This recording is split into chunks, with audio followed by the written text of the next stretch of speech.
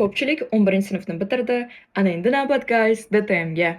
Soha tanlashda, yo'nalish tanlashda, universitet tanlashda adashmang. Bu judayam muhim qadam bo'ladi. Baribir 4 yil vaqtingizni shu yo'nalishga bag'ishlaysiz. Shu uchun to'g'ri qaror qabul qilishingiz juda ham muhim. Yo'nalish tanlayotganda o'zingizga savol bering.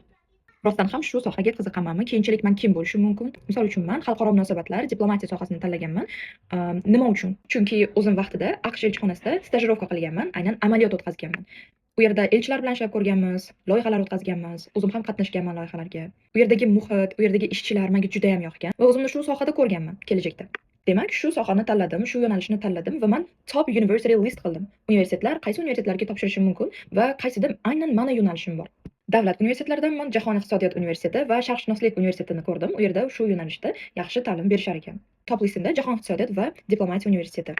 Kirish ballarini ko'rdim. Grant 189, kontrakt esa 185 ekan men soham bo'yicha. Asosiy fanlarim chet tili bilan tarix. Shu yo'nalish bo'yicha men sertifikatlar topshirdim. Tarixdan sertifikatim bor, ona tilidan sertifikatim bor, ingliz tilidan sertifikatim bor. Qisqasi, bu videoda nima demoqchiman? Oldindan rejalaringizni qilib oling. Qaysi universitet, qaysi yo'nalish, necha ball, qaysisi grant, kontrakt necha pul. Agar sertifikatlaringiz bo'lmasa yoki tayyor bo'lmasangiz, gap year oling. Gap year haqida mana shu videoni ko'rib chiqsangiz, ancha foydali bo'ladi. Chunki o'zim ham 2 yil gap year olib, tayyor bo'lib, men endi grantga harakat qilyapman. Hamma 11-sinflarga omad.